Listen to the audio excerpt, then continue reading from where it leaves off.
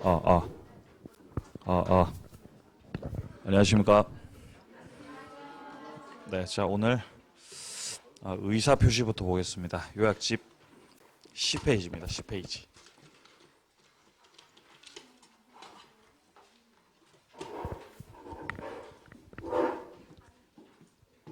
의사 표시. 자, 의사 표시에서는 총 세 부분이 나와요. 세 부분. 일단 첫 번째가 의사 표시의 불일치입니다. 불일치. 의사와 표시의 불일치. 이게 제일 처음 나오고요. 그다음 두 번째로 하자 있는 의사 표시. 의사 표시를 하는데 하자가 있었던 거죠. 하자 있는 의사 표시. 그럼 세 번째가 의사 표시 효력 발생 시기. 이렇게 세 부분이 나옵니다. 효력 발생 시기. 자, 일단 우리 10페이지 위쪽에 보시면은 비통 착사가 나오고 있죠. 107조부터 110조까지의 내용인데 여기서 107조부터 109조 비통착 이 세 가지가 의사 표시의 불일치죠. 불일치. 자, 불일치 중에서도 의사 표시 불일치를 내가 알고 했다. 안다. 이러면 뭐예요? 이런 비진입니다. 비진이 표시 107조. 자, 그리고 두 번째로 의사 표시 불일치를 알고. 근데 이거를 둘이서 혼자서 하는 게 아니라 둘이서 했다. 이러면은 통정허위 표시 108조. 통정허위 표시. 자, 그리고 불일치를 모른다. 이러면 착오죠. 불일치를 모른다. 이러면은 이제 착오가 돼요. 착오. 개념상 차이가 있고요. 비통착. 세 가지가 불일치죠. 자, 그리고 하자 있는 의사 표시는 사기와 강박을 말하는 것이죠. 사기 강박. 110조. 마지막으로 의사 표시 효력 발생 시기는 발송, 도달, 요지가 있을 때 우리 민법에서는 원칙적으로 도달주의를 취하고 있다. 의사 표시가 상대방에게 도달이 됐을 때 효력이 생기는 거죠. 자, 그래서 먼저 107조 비진이 표시, 108조 통정, 109조 착오 요 세 가지가 불일치고요. 사기 강박은 의사 표시 일치죠, 일치. 다만 사기 강박이 있었기 때문에 법률행위 취소할 수 있죠.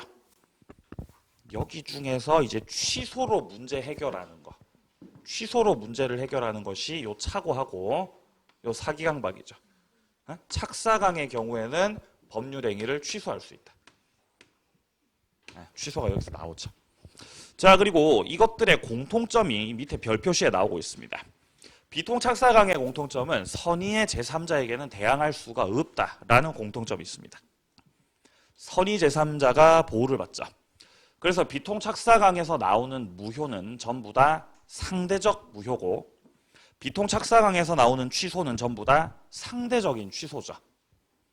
자, 그리고 동그라미 2번에 나오듯이 공법행위, 소송, 가족법상 행위, 주식인수 청약 이런 데는 적용 자체가 되질 않아요. 자, 그럼 본격적으로 비진의 표시부터 보겠습니다. 자, 비진의 표시라고 하는 것은 의사 표시 불일치를 안다. 그러니까 뭐 대부분 사례 형식으로 출제가 된다면은 갑은 을에게 증여를 할 생각도 없이 증여의 의사가 없이 증여하겠다고 그냥 표시만 하시는 거죠. 이러면 의사 표시가 불일치하고 있고 그것을 갑이 알고 했기 때문에 비진의 표시입니다. 그럼 이때 이 비진의 표시의 효력이 어떻게 되느냐? 효력. 갑이 비진이 증여의 비진의 표시를 했고 을에게 이전 등기가 경료됐다면 이 효력은 어떻게 되는 것이냐? 일단 원칙적으로 유효다 무효다? 유효죠. 원칙 유효. 원칙적으로는 유효다. 이거 왜 유효다? 107조 1항에서 뭐라고 말하고 있기 때문에 효력이 있다라고 규정돼 있죠. 107조 1항에 보시면은 의사 표시는 표의자가 진이 아님을 알고 한 것이라도 효력이 있다. 그러니까 유효란 뜻이죠. 비진의 표시는 유효다. 다만 예외적으로 그러나 상대방이 표의자 진이 아님을 알았거나 알 수 있었을 때 그러니까 예외적으로 상대방 을이 갑의 비진의 표시를 알았거나 알았거나 이를 알 수 있었던 경우였다. 그러면 예외적으로 무효가 되는 것이죠. 그래서 이렇게 원칙과 예외로 효력이 나누어지죠. 그리고 2항에서 말하는 건 역시 선의 제3자에게 대항하지 못한다. 제3자가 보호받는다. 라는 내용입니다. 자, 그래서 원칙적으로 유효가 된다는 것은 상대방이 이걸 뒤집어 봤을 때 상대방이 모른다는 거죠. 모른다. 그리고 잘못이 없다. 이렇게 되는 거죠. 선이 무과실일 때 유효다. 자, 그래서 밑에 표를 보시면 표의자가 비진이 표시를 했을 때 상대방, 자 먼저 원칙은 선의이고 무과실이다. 그럼 유효. 상대방이 알았거나 알 수 있었을 경우는 무효죠. 자, 내려가서 성립 요건을 확인하세요. 불일치, 의사와 표시의 불일치를 알고 하는 것이고요. 자, 그리고 동그라미 2번은 진의의 뜻이죠. 진의가 뭔 뜻이냐? 진의는 표의자의 생각이죠. 진의는 생각이죠, 생각. 진정으로 바라는 거? 그거 아니죠. 생각이다. 자, 비진의 표시에서의 진의하고 생각하고 의사하고 다 같은 말이죠. 진의, 생각, 의사 다 같은 말. 마음이 아니죠, 그죠? 생각이다, 생각. 자, 그래서 이를 기준으로 밑에 3번에 강박에 의한 증여 판례가 있습니다. 재산을 강제로 뺏긴다는 것이 본심으로 잠재가 돼 있었죠. 그러나 강박에 의하여서나마 증여를 하기로 했고 증여의 의사 표시했다. 이러면 진이에요, 비진이에요? 진이죠, 이거. 강박당해도. 강박을 당해서 의사 표시를 했더라도 그것은 진이라는 것입니다. 자, 을이 갑을 강박했고 갑은 강박을 당했기 때문에 공포심을 느낍니다. 공포심. 무섭거든요. 자, 그래서 갑이 공포심을 느껴서 증여하겠다고, 무서워서 증여하겠다고 표시했다는 거죠. 표시. 증여하겠다라고 표시. 이때 의사 표시가 과연 일치겠냐는 거죠. 일단 갑의 마음은 공포심을 느꼈던 갑의 그 속마음, 이건 당연히 주기 싫다죠, 그죠? 주기 싫다. 나는 지금 재산을 강제로 뺏기고 있다. 이게 갑의 본심이죠. 하지만 갑의 생각은 이거 줘야 되겠다. 주는 것이 최선이겠다. 증여를 하는 것이 최선이겠다라고 나름대로 판단을 한 거죠. 그래서 증여하겠다고 표시를 한 거죠. 이때 갑의 진이라고 하는 것은, 갑의 진이는 마음이 아니라 생각이기 때문에 생각. 이게 갑의 진이라는 거죠.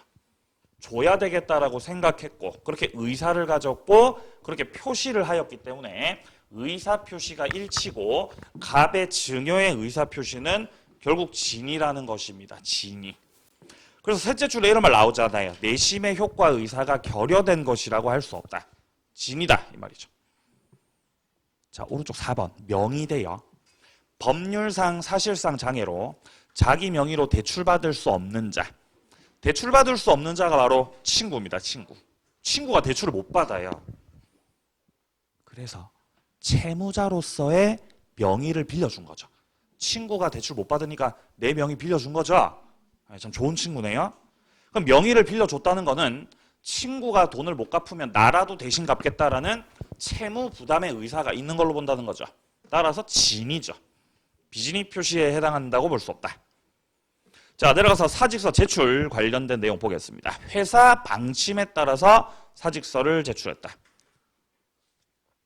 주식회사 근로자들이 군복무 위해서 회사 방침에 따라 사직서 제출했다가 제대 후 재입사했던 사안이었습니다.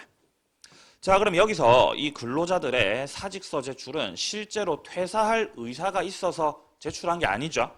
형식상 군복무 때문에 그렇게 했던 거였거든요. 따라서 이거는 비진의 표시라는 것입니다. 그리고 회사, 이 사직서를 받았던 회사가 상대방이죠. 상대방이 이를 알고 있었다라고 본 거죠. 따라서 무효라는 것이에요. 자, 근데 밑에 니은은 회사의 퇴직금 지급 제도가 누진제에서 단순제로 바뀌었고 둘째 줄에 퇴직금 상승을 기대할 수 없게 되니까 근로자들이 자유로운 의사의 선택에 따라서 중간 퇴직했고 퇴직금 수령했습니다. 뭔가 방침에 따라서 사직서 제출한 것이 아니라 스스로 그렇게 판단을 해서 사직서 제출한 거죠. 진이라는 거죠. 네가 나간 거잖아. 진이다, 진이. 자, 내려가서 적용 여부 확인하세요. 상대방이 있는 단독 행위. 비진위 표시를 했는데 그게 계약이 아니라 뭐라고요? 상대방이 있는 단독 행위라고요. 상대방이 있는 단독 행위. 그럼 비진위 표시를 상대방이 있는 단독 행위에서 했을 때 그 효력은 어떻게 되느냐? 계약하고 똑같습니다. 원칙적으로는 유효고 이 비진위 표시, 갑의 비진위 표시를 상대방이 알았거나 알 수 있었다. 그러면 무효가 되는 거죠. 자, 근데 주의하실 점은 2번이에요. 상대방이 없는 단독 행위에서는 어떻게 되는 것이냐? 단독 행위 중에서도 상대방이 없는 게 있죠. 상대방이 없어요, 없어. 상대방이 없는 거죠. 이렇게 없다, 상대방. 에? 상대방 없는 단독 행위. 상대방 없는 단독 행위 뭐뭐 있어요? 유제포. 예, 유제포. 유언재단법인 설립행위, 소유권 포기. 여기서 갑이 비진위 표시했다는 거죠. 상대방이 없거든요. 그럼 상대방이 없기 때문에 알았거나 알 수 있을 자가 아예 없다. 안 계신다는 거죠. 상대방이 안 계신다. 그래서 상대방이 없는 단독 행위에서 비진위 표시를 하게 되면은 그냥 언제나 유효가 되는 거예요. 항상 유효다. 자, 그리고 3번에 나오는 이 대리권 남용이요. 이거 비진위 표시 단서 유추 적용하는 거죠. 대리권 파트 가서 또 보도록 하겠습니다.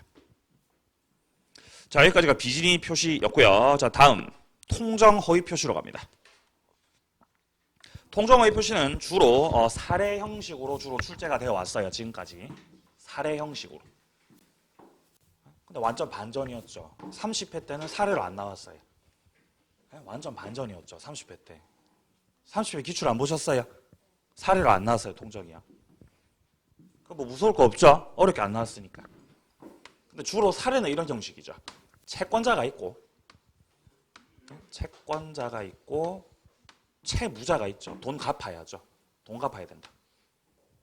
근데 돈을 갚기 싫고 내 재산이 강제 집행, 경매를 당할 것 같으니까 요걸 이제 매매한 것처럼 꾸며서 매매한 것처럼 꾸민 거니까 가장 매매가 되겠죠. 가장으로 매매를 해서 가짜 매매.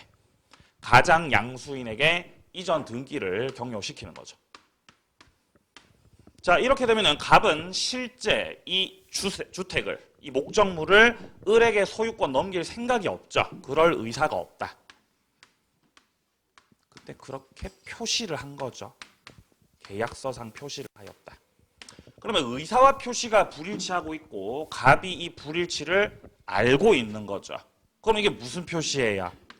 이게 비진위 표시죠. 갑이 비진위 표시한 거죠. 가장 양수인들도 마찬가지죠. 그럴 생각은 없습니다. 실제 매수할 생각은 없고 그냥 매매 계약서만 같이 꾸몄죠. 표시만 하였다. 자, 그래서 을도 비진위 표시를 한 것이죠. 이렇듯 비진위 표시를 혼자서 하는 것이 아니라 둘이서 하게 되면은 통정 허위 표시에 해당이 되고, 통정 허위 표시 유효해요, 무효해요? 무효죠. 통정 무효죠. 통정 왜 무효해요? 통정 왜 무효죠? 108조 1항에서 뭐라고 말하고 있으니까? 108조 1항에서 무효로 한다라고 돼 있거든. 그래서 무효해요. 다른 이유가 없죠. 그죠? 108조 1항에서 통정한 허위의 의사표시는 무효로 한다라고 못을 박아놨죠. 무효다, 무효, 통정은. 자, 그리고 2항에서는 전항의 무효가 선의의 제3자에게 대항하지 못한다. 즉, 제3자 보호 규정이 또 들어가 있죠. 그러면 통정이 무효니까 요 가장양수인 명의 등기도 무효죠. 무효거든요. 그럼 결국 소유자는 누구고? 소유자 갑이죠, 갑.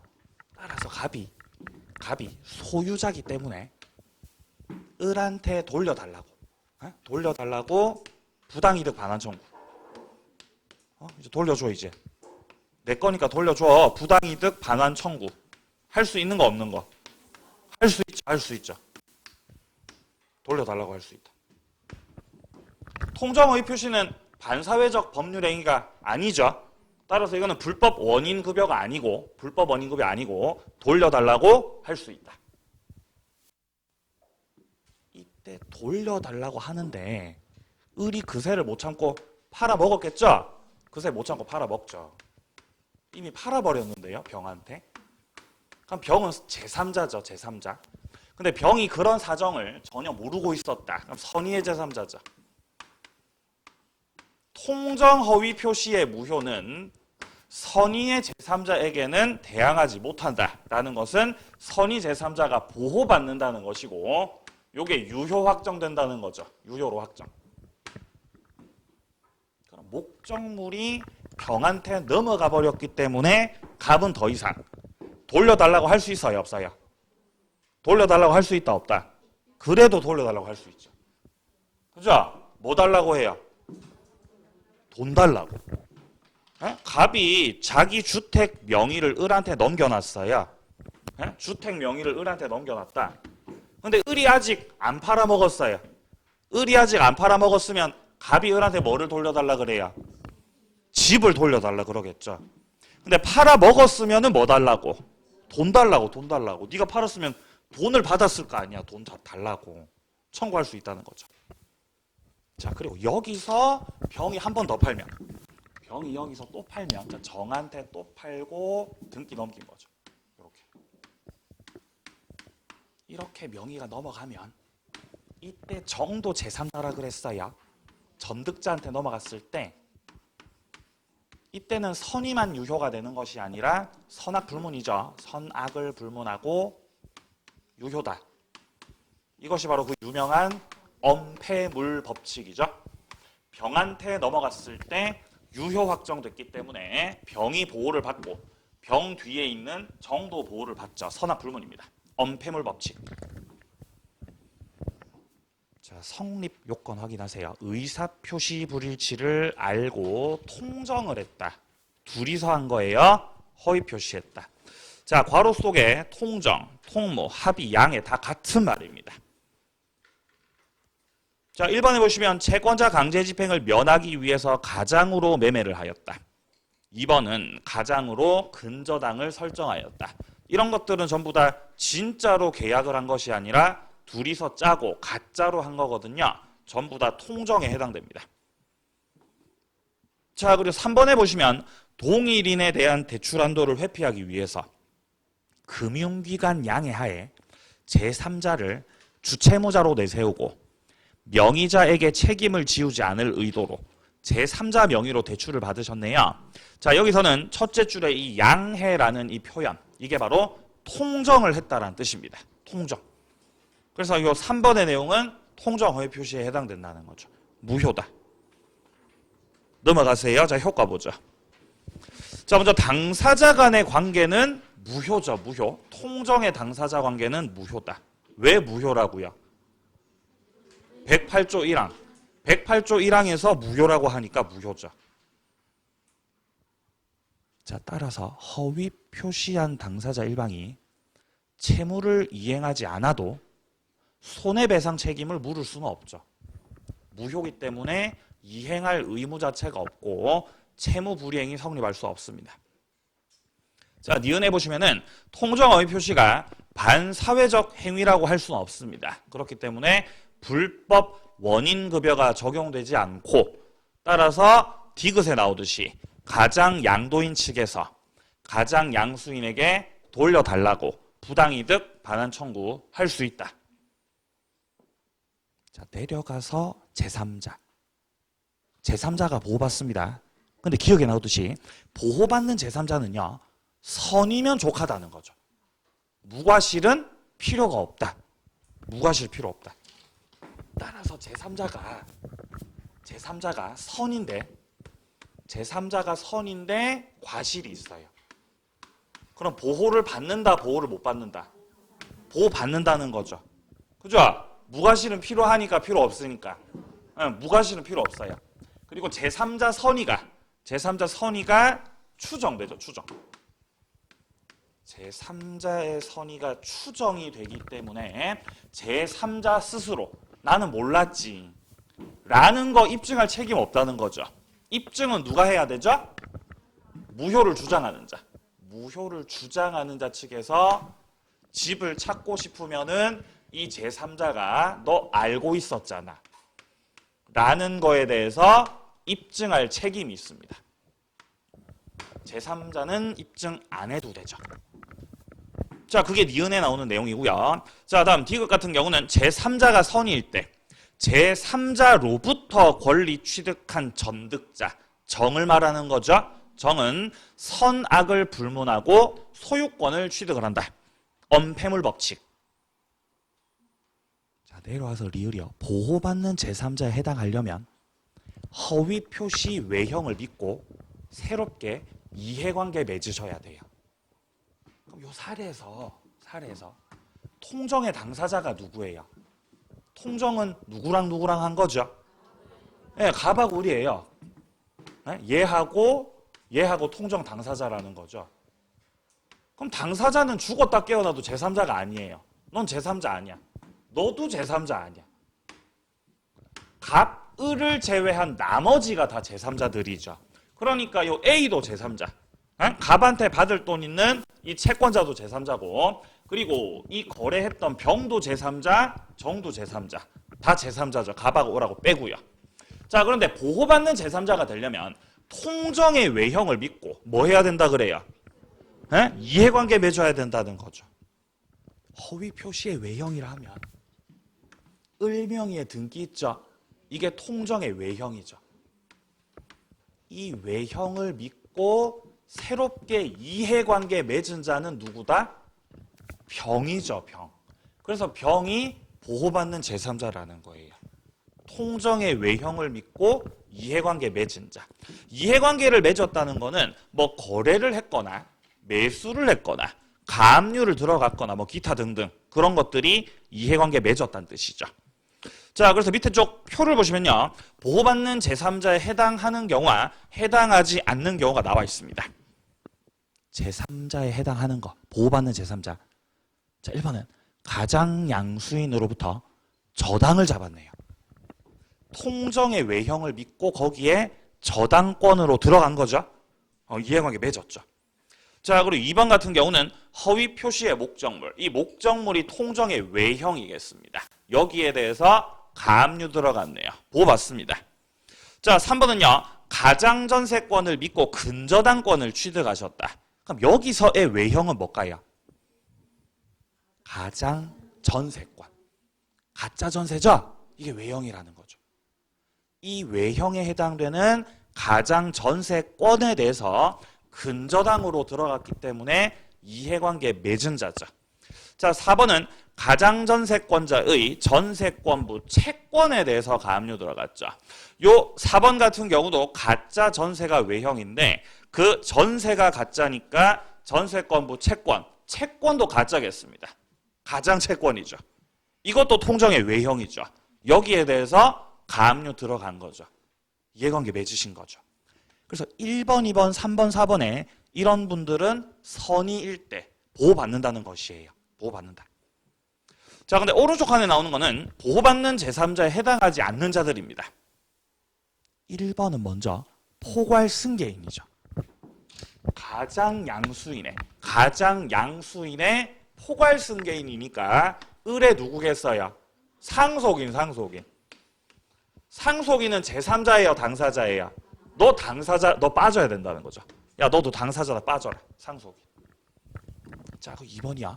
가장 양수인의 일반 채권자입니다. 받을 돈이 있었다라는 거죠. 근데 목적물 압류는 안 들어가셨네요. 압류를 들어가지 않았다는 것은 이해관계를 맺지는 않았다는 것입니다. 그래서 보호받는 제3자가 아니고, 자, 3번 같은 경우는 대리인 측에서 통정을 했죠. 그때 본인입니다. 본인은 당연히 당사자죠. 본인은요. 4번에서는 제3자를 위한 계약에서의 수익자. 이 수익자도 제3자예요. 그죠? 근데 그 제3자는 아니죠. 얘도 제3자는 맞아요. 근데 보호받는 제3자는 아니죠. 얘는 돈 받는 제3자죠. 단어는 똑같아요. 제3자, 그죠? 근데 보호받는 제3자는 아니라는 거죠. 헷갈리잖아요. 맨날 이 수익자 집어넣는 거죠. 보호받는 제3자 아니다. 자, 적용 범위 내려가세요. 자, 계약에 당연히 적용되고 상대방이 있는 단독 행위에도 그대로 적용됩니다. 근데 문제는 이번에 나오는 상대방 없는 단독 행위입니다. 단독 행위 중에서도 상대방이 없다는 거죠, 지금. 상대방이 없다는 건 상대방이 계시지 않는다는 거는 통정을 할 자가 안 계시다는 거예요. 통정 허위 표시라는 건 애초에 혼자서는 할 수 없어요. 두 분이서 하셔야 되거든요. 근데 상대방이 없는 단독 행위는 상대방이 없다라는 거기 때문에 통정 108조 자체가 적용될 수가 없어요. 차이가 있죠. 그러니까 상대방이 없는 단독 행위에서 상대방이 없는 단독 행위 없어요. 없는 단독 행위. 여기에 대해서 107조 비진이 표시. 비진이 표시는 적용돼요, 적용 안 돼요? 적용돼요. 이거는 적용된다. 적용이 되고 효력은 어떻게 된다? 항상 유효. 그죠? 항상 유효. 언제나 유효. 알았거나 알 수 있을 자가 안 계시기 때문에 항상 유효. 자, 근데 상대방 없는 단독 행위에 이 통정 허위 표시는 아예 적용 자체가 안 된다고요. 적용 자체가. 왜 적용 자체가 안 된다고요? 네, 통정은 혼자서 못하는 거니까. 통정은 둘이서 해야 되는 거기 때문에. 적용 자체가 안 된다. 내려가서 은닉행위. 갑이 을에게 토지를 증여하기로 합의했죠. 근데 세금 문제를 염려해서 마치 매도하는 것처럼 계약서 꾸며서 이전 등기를 하였다. 지금 둘째 줄에 나오는 마치 매도하는 것처럼 계약서 꾸며서 이게 가장매매했다는 뜻입니다. 그럼 가장매매는 통정 허위 표시죠. 유효다, 무효다? 무효죠. 가장매매 무효죠. 그런데 이 은리 같은 경우는 가장매매는 무효지만 첫째 줄에 나오듯이 갑이 을에게 증여하기로 했죠. 증여가 숨어 있죠. 그래서 이걸 은닉이라 그러잖아요. 매매는 무효지만 증여는 유효죠. 은닉은 유효다. 따라서 이 뭡니까? 예? 을에게 경료된 등기 효력, 이 등기, 이게 유효가 된다는 거죠. 이게 은닉행위죠. 결과가 달라집니다. 네. 결과가 달라진다. 증여하기로 합의를 했다. 그럼 진짜로 증여를 할 거예요. 증여하기로 합의했다. 이때 증여는 유효라는 거죠. 증여 유효. 근데 증여세를 내기 싫으니까 마치 매매한 것처럼 꾸며서 가짜로 매매를 했다는 거죠. 그럼 가장 매매는 무효. 이렇게 됐을 때 증여가 숨어 있고 따라서 이 증여가 은닉에 해당이 되고 따라서 을에게 경료된 등기 효력은 실체적 권리관계에 부합돼 버리기 때문에 유효가 되죠. 유효가 됩니다. 유효. 자, 그래서 은닉행위에서는 을이 여기서 등기를 병에게 넘기면 제3자에게 넘어갔을 때 이 제3자 선의가 됐든 악의가 됐든 불문이겠죠. 그죠? 선의의 제3자만 유효가 되는 것이 아니라 선악을 불문하고 제3자는 유효하게 취득을 하겠습니다. 선악 불문하고 유효다. 이렇게 되죠. 그죠? 30회 때 기출됐어요. 은닉행위가. 30회 때 이거 나왔다는 거죠. 그대로 나왔어요. 그대로. 따라서 31회 때는 안 나오겠네요. 예? 31회 때는 안 나오겠네요. 이게 뭐 이게 2년 연속으로 나올 부분은 아니거든요. 근데 그래도 하세요. 혹시 모르니까. 나오면 어떡해요? 나오면. 예? 맞춰야죠? 예, 맞출 수 있죠. 자, 이번에 증여는 유효. 근데 매매는 무효죠. 증여는 유효, 매매는 무효. 자, 이번에 증여가 유효기 때문에 을 명의의 등기는 효력이 있다. 실체적 권리관계에 부합하기 때문입니다. 자, 그래서 3번에 나오듯이 을로부터 매수하고 등기를 경요한 병은 선악을 따질 필요가 없다는 것입니다. 유효하게 소유권을 취득합니다. 여기까지가 통정이었고요. 다음 의사표시 불일치 세 번째가 오른쪽에 나오는 착오죠. 착오.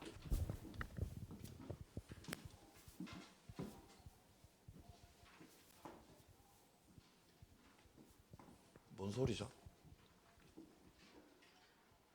계란 파나요? 예, 착오입니다. 착오.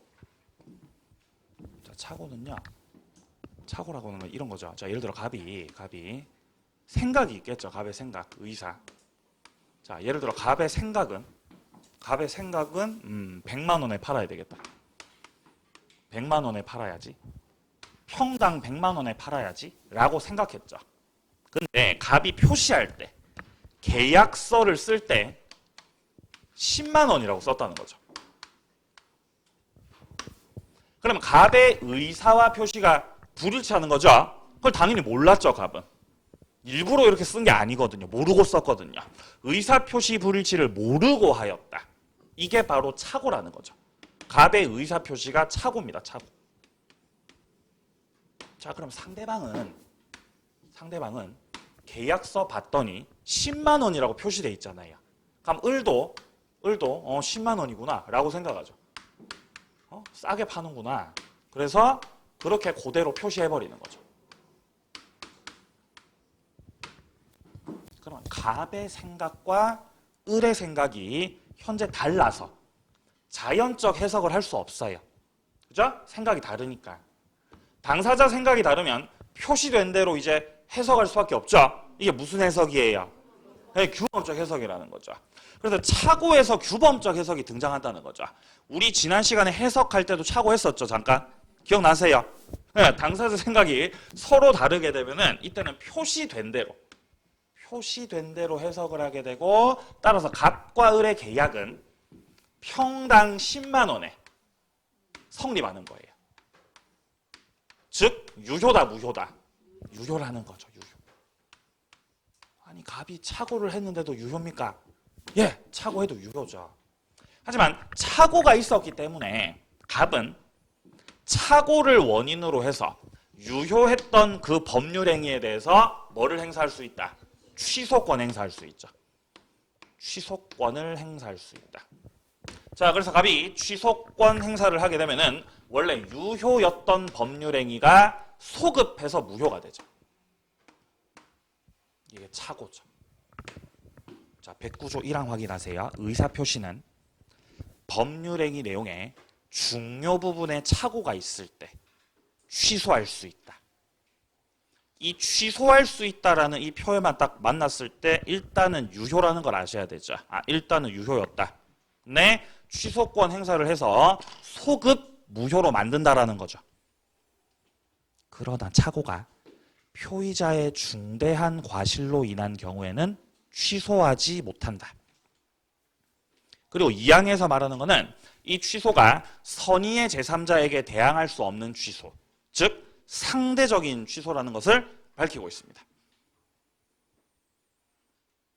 자, 그러면 취소를 할 수 있는데 항상 취소할 수 있는 건 아니죠.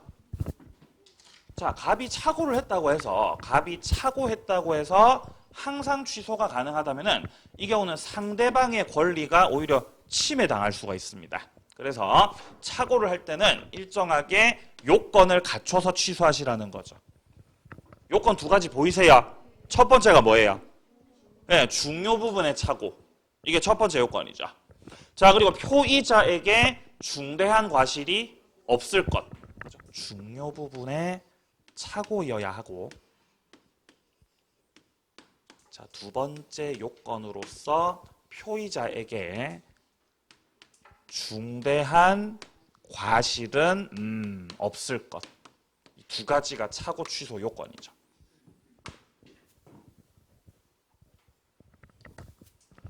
자, 성립 요건 읽어보시고요. 내려가서 동기의 착오. 의사표시에는 착오가 없어요. 이 동기의 착오라는 건.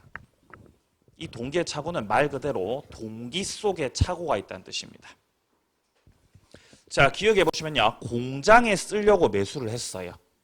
근데 알고 봤더니 이 땅은 그린벨트 지역이었던 거죠.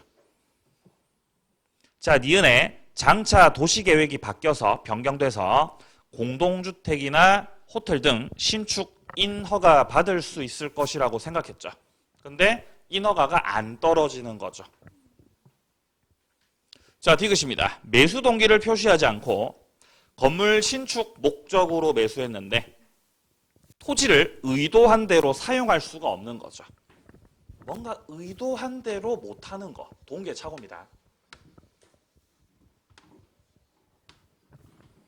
을이 사요. 땅을 삽니다. 을이 매수자예요. 매수자.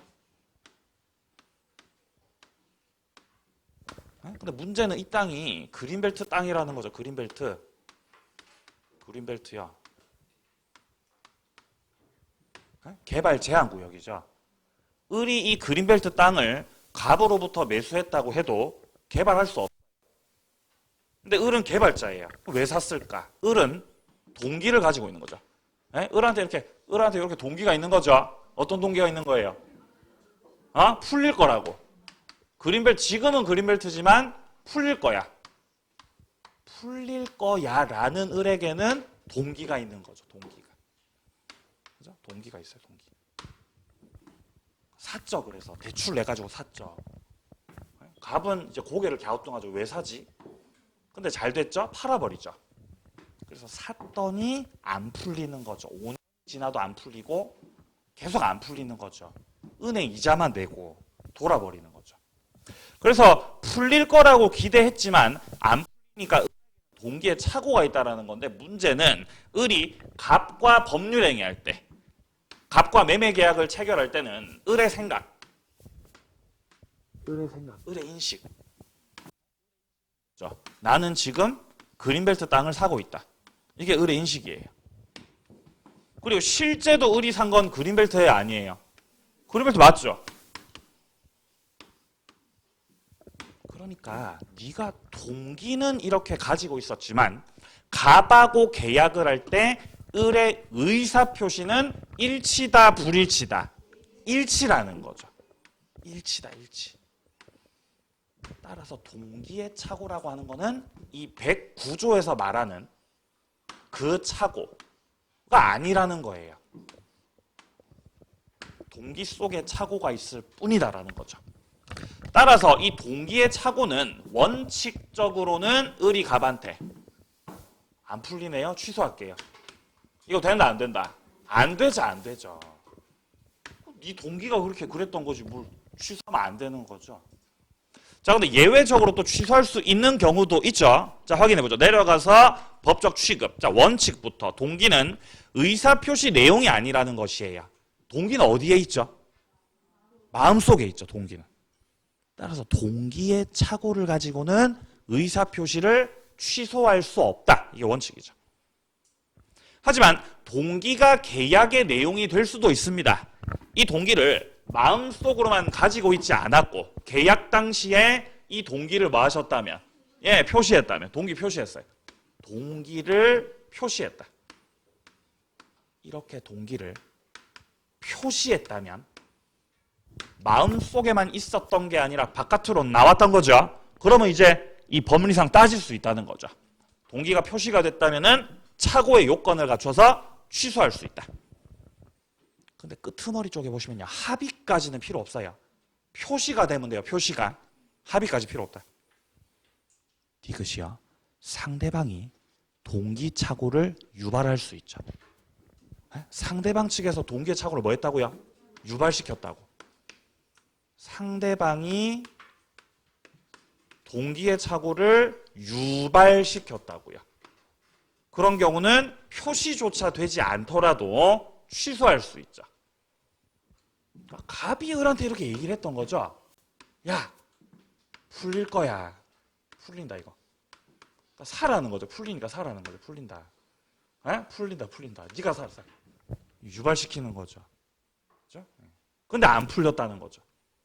그런 경우는 을이 동기의 착오를 굳이 동기를 표시하지 않았더라도 착오 취소할 수 있다는 거죠.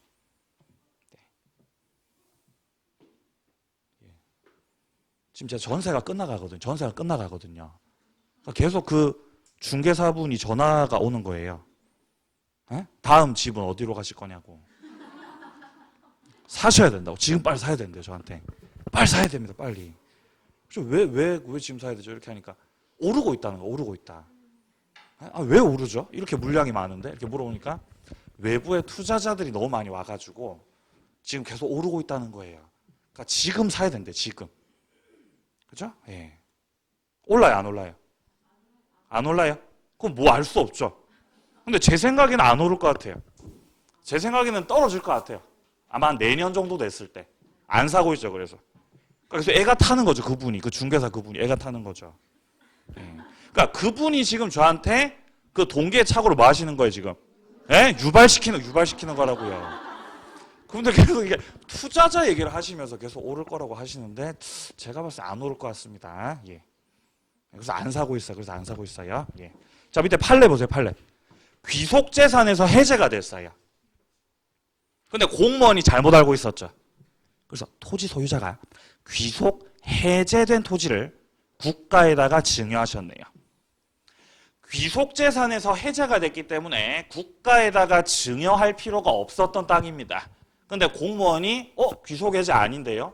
국가에 증여하셔야 되는데요? 이렇게 하신 거죠. 그래서 공무원 말을 믿고 증여를 했던 거죠. 공무원 중에 이런 분들 많아요. 잘 모르시는 분들. 그죠? 많아요.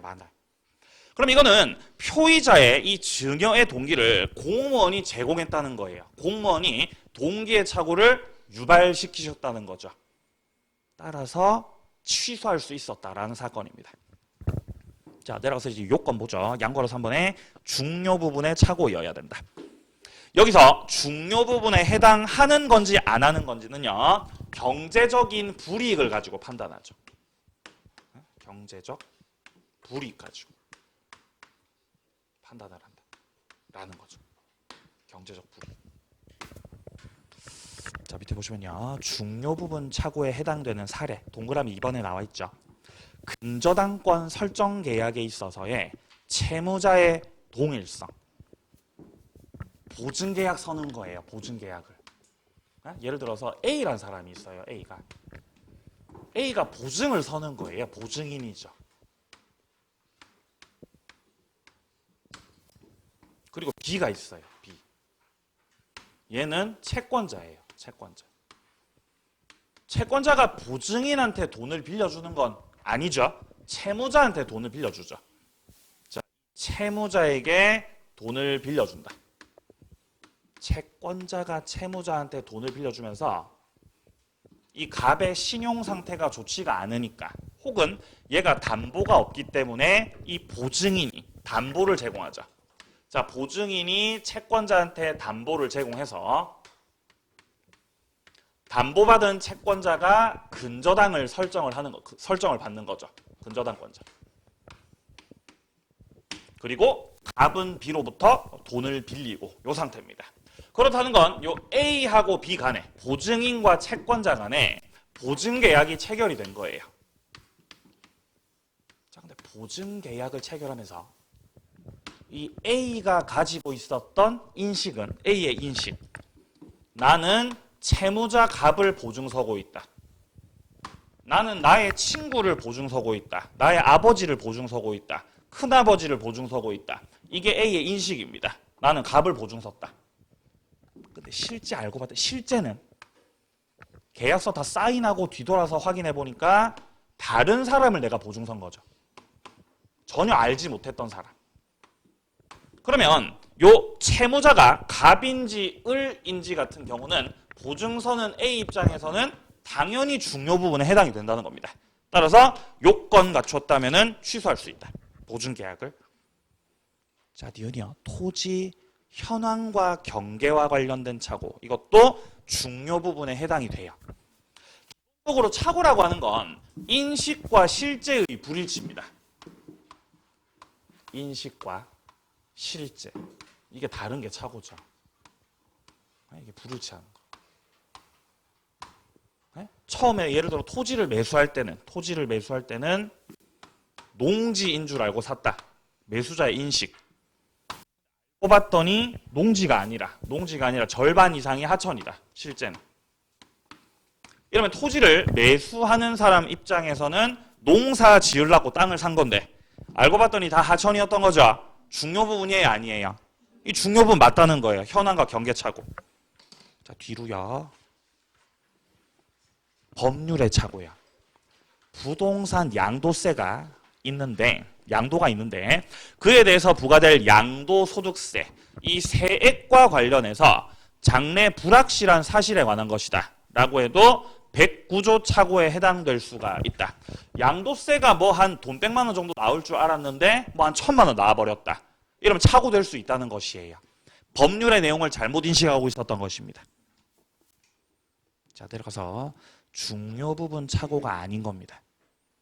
자, 기억에 매매 임대차에서 소유자 동일성에 대한 차고. 소유자가 누구인지에 대한 내용이죠. 이거 안 중요하다는 거예요. 에? 소유자가 누구인지는 안 중요하다는 거죠. 네. 예를 들어 임대차 계약을 체결했어요. 임대차 체결했어요. 자, A가 가지고 있는 건물이 있었고 그 건물을 A의 건물을 갑이 요렇게 임대차한 거죠. 갑이 임대차입니다. 소유자가 아니어도 임대차를 해서 딴 사람한테 빌려줄 수 있는 거죠. 자, 예를 들어서 을이 건물 주고 얘가 소유자. 그리고 을 소유 건물에 뭐 예를 들어 갑이 뭐 전세권자다. 그럼 전세권자도 존속 기간 내에서 임대차 할 수 있어요, 없어요? 할 수 있죠. 이게 전세권 처분이죠. 처분권. 전세권자 처분권이 보장이 되죠. 할 수 있다. 소유자로부터 갑이 동의 받아야 돼요? 동의 안 받아도 돼요? 동의 안 받아도 할 수 있어요. 그러면 전세권자가 임대차를 해서 을이 임차인으로 들어온 거니까 소유자가 임대인이 아니라 전세권자가 임대인이라는 거죠. 현재 상태가. 이해되세요? 그래서 을이 임대차 계약을 체결할 당시만 하더라도 을의 인식은 지금 주인이 이 집주인이 갑이구나 라고 인식했던 거예요. 을이. 이렇게 인식하고 들어갔던 거죠. 근데 살다 보니까 실제는 갑이 주인이 아니라 주인 따로 있는 거죠. 주인 누구다? A라는 거죠. A. 그래서 을이 이거를 문제 삼으면서 임대차 계약을 이거 차고니까 취소하겠다라고 했던 거예요. 이거 차고니까 취소하겠다. 된다고 안 된다고? 이거 안 된다는 거죠. 임대차 계약에서 중요한 것은 을이 현재 이 목적물을 문제없이 사용 수익할 수 있느냐 없느냐. 그게 중요하다는 거죠. 야, 너 문제없이 사용 수익을 잘 하고 있잖아. 그리고 갑이 임대인으로서 을이 임차인으로서 사용 수익 할 수 있도록 해주면 되는 거죠. 갑이 반드시 건물주이어야 됩니까? 그건 아니라는 거죠. 야, 내가 건물주는 아니지만 나는 임대차 할 수 있는 권한이 있고 네가 사용 수익 문제없이 할 수 있잖아. 근데 뭔 차고냐는 거죠. 중요 부분에 해당하지 않는다라고 판시했던 거예요. 자, 니은이요. 토지 매매에서 다소의 시가 면적에 대한 차고입니다. 다소죠. 그럼 차이 많이 나는 거, 조금 나는 거. 차이가 조금 나는 거죠. 중요 부분 아니다. 디귿. 경제적 불이익을 입지 않았을 때. 자, 판례를 보시면요. 신용보증기금이 주 채무자 소유 부동산에 가압류 등기가 없다고 믿고 보증했죠. 그러니까 신용보증기금의 인식 자체가 지금 가압류 등기가 없다. 이게 인식이죠. 신용보증기금의 인식. 근데 실제 둘째 줄에 가압류가 존재했다는 거죠. 이게 실제죠. 그럼 인식하고 실제하고 불일치하고 있는 거죠. 그 차고 취소하려고 했죠. 근데 문제는 나중에 밝혀진 사실은 그 가압류 등기가 부당하게 집행된 것이었다. 그래서 가압류 등기가 격려되긴 했지만 그 가압류 등기가 원인 무효였다는 거죠. 그러면 가압류가 무효라는 것이 밝혀진 이상은 신용보증기금의 인식은 가압류가 없는 것이다. 실제도 있는 거 없는 거? 없는 거라고 밝혀졌죠. 따라서 인식과 실제가 일치하고 있는 거죠. 중요 부분 차고다, 차고 아니다 이거. 차고 아니라는 거죠. 경제적 불이익이 없기 때문에 차고 아니다. 자, 다음 요건에 해당되는 밑에 쪽에 중대한 과실은 좀 쉬었다가 이어서 가도록 하겠습니다.